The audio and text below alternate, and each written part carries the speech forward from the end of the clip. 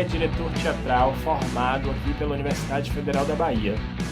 Integra o Ateliê Voador Companhia de Teatro e o Coato Coletivo. É arte educador, coordena o núcleo artístico de uma escola municipal em Madre de Deus. Ele é iluminador. O melhor do homem, que os outros sejam normal, Protocolo Lunar, Titus, Avesso, Yaiulu, Os Demônios, são alguns espetáculos que ele concebeu à luz aqui da cena soteropolitana. É promotor da integração entre tecnologia e o fazer teatral. Ele é Marcos Lobo.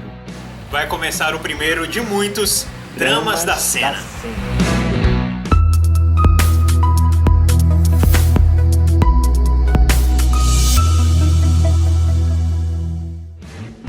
Por onde começar, não... Lobinho, me conte aí, conte pra gente um pouco da sua trajetória artística, né? Como você se formou iluminador.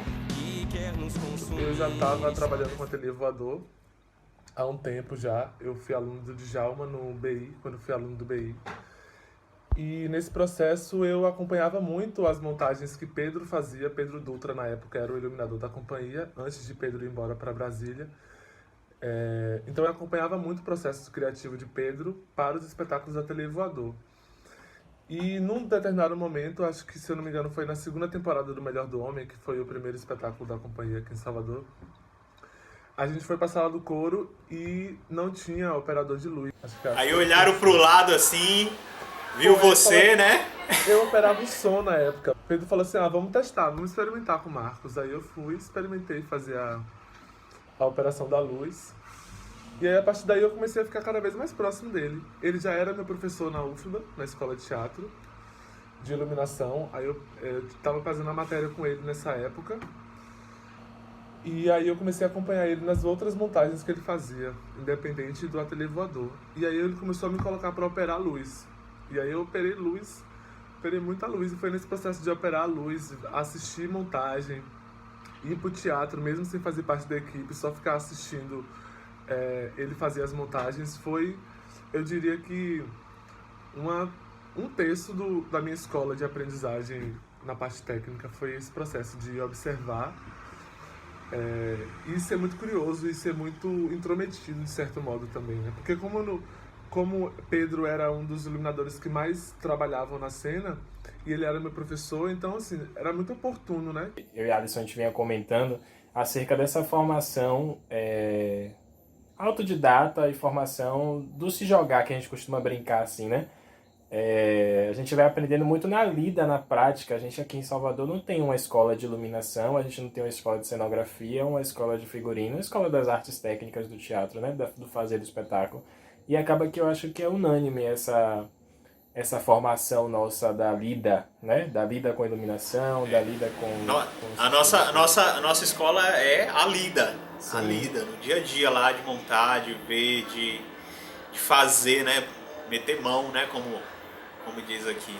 Uma coisa interessante também da nossa formação é que o curso de direção dá um certo respaldo, né? Pra gente trabalhar as áreas técnicas que, diferente do curso de interpretação, de licenciatura, como eles não têm tanto esse contato, né, das áreas técnicas, então o nosso curso, de certa forma, propicia para que a gente também trabalhe nessas áreas, né, e pelo menos seja sensível a essas áreas técnicas. Né? Eu acho, Alisson, que a mudança do currículo talvez tenha propiciado mais esse trânsito entre os alunos, porque quando a gente entrou ainda era módulo, então ainda era um pouco mais difícil para a galera da licenciatura, da interpretação, pegar matérias como iluminação, cenografia, poéticas do espetáculo. Hoje em dia eu acho que eles estão mais, mais livres, né, para poder experimentar esse outro lugar, nesses outros componentes. Eu sei que você tem uma trajetória recheada de várias experiências, de vários grupos, né, de várias viagens.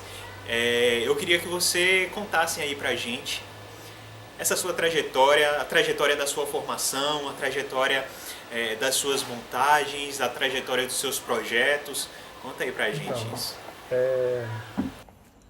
Eu gosto muito desse processo de pensar o trabalho de forma coletiva, né? Talvez por ter tido essa experiência no interior muito forte, de trabalhar em grupo, de todo mundo fazer um pouco de um pelo outro, né? Fazer tudo assim junto.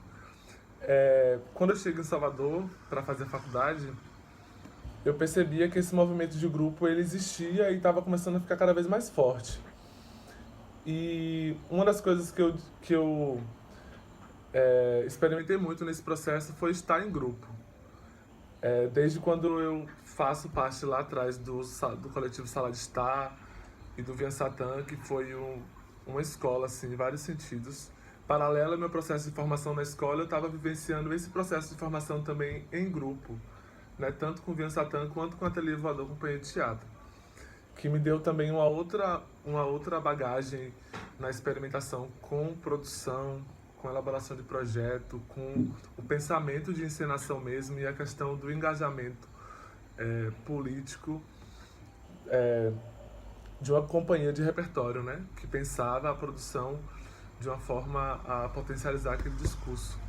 Eu ouvi de um aluno de licenciatura na escola, mas uma rodinha que a gente estava conversando assim, e aí estavam falando muito sobre isso, de grupo. A gente tem que sair da escola em grupo, vamos formar um grupo pra gente sair da escola. Porque tinha muito esse movimento na escola, né? De você, como a gente era módulo, você saía com a mesma turma e às vezes formava um grupo. Isso aconteceu muito, né? Com as meninas da Panaceia, o próprio Toca também veio desse processo, né? O próprio Via Satã também veio desse processo, o Teatro Base na época,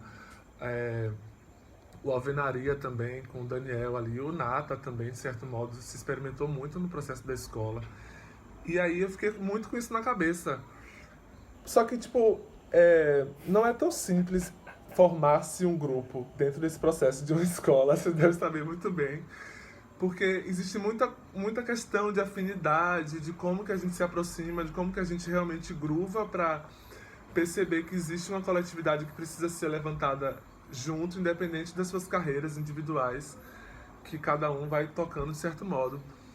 E aí, eu acredito que depois do projeto que a gente fez, Alisson, do Interior Mulher, foi o que engatou, assim, a possibilidade, não, caralho, a gente se curte, a gente se gosta muito, por que não a gente continuar produzindo junto? E, de certo modo, a gente unir as nossas habilidades de cenografia, de técnica de iluminação, de corpo, de escrita, unir essas habilidades em um corpo único, onde a gente possa criar junto.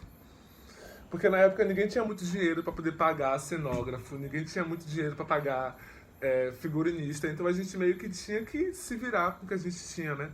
Depois que a gente passou pela experiência do edital, que foi o primeiro edital que a gente ganhou também, crianças, jovens, recebendo a responsabilidade de fazer um projeto tão forte, porque mexeu muito com a gente, porque ele trabalhava com a questão da identidade feminina de mulheres que são do interior, e é uma identidade completamente diferente das mulheres que vivem na capital, de certo modo, a questão geográfica, a questão cultural. Muitas delas ainda vivem em sistema de repressão, né? Dentro de casa, a violência doméstica é muito grande, questões de entendimento mesmo da identidade. A gente chegou na cidade que as crianças olhavam para Sabrina Bispo e Zita Carmo, que eram atrizes negras, e ficavam admiradas porque nunca tinham visto uma mulher negra empoderada daquele jeito, sabe? Então, assim, foi um projeto que trouxe pra gente riquezas, assim, de felicidades mesmo. E foi onde começou o embrião do ato coletivo, né? Que a gente está, inclusive, completando... A gente vai completar 7 anos agora. Que foi também uma escola e ainda é. Porque a gente se entendeu como parceiros de uma poética que a gente desejava experimentar em cena. Entendeu que a gente poderia continuar trabalhando junto e amadurecendo junto. Percebendo o quanto tem de potência nisso, né? Então, eu atribuiria eu atribuiria aos grupos que eu fiz parte e faço ainda grandes escolas assim mesmo, porque eu acho que a gente aprende muito com o outro e cada vez eu tenho percebido mais isso, que é importante a gente ser sincero com as nossas verdades, primeiramente, quando a gente entra no trabalho assim, de processo coletivo. Sincero com a nossa verdade, com o que a gente é. E sincero com a verdade coletiva, né? Com aquilo que nos faz estar junto. Porque isso nos une. Um antídoto pra dor feroz que quer nos consumir e só dessa